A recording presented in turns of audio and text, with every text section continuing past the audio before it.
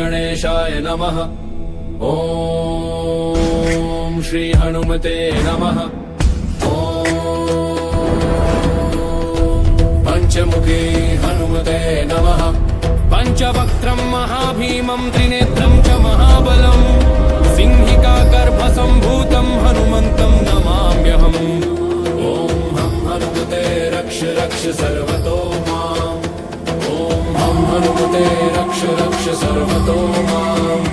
ॐ पूर्वे हनुमान् कपिमुखधारी रक्षतु माम्। दक्षिणे नारसिंहः वपुर्मान् सदा पातु। पश्चिमे गरुडरूपवान् रक्षतु। उत्तरदिशि वराहरूपः सदा रक्षतु माम्। पूर्वे हयग्रीवविग्रहः पातु मे शिरः। अधस्तात् ब्रह्म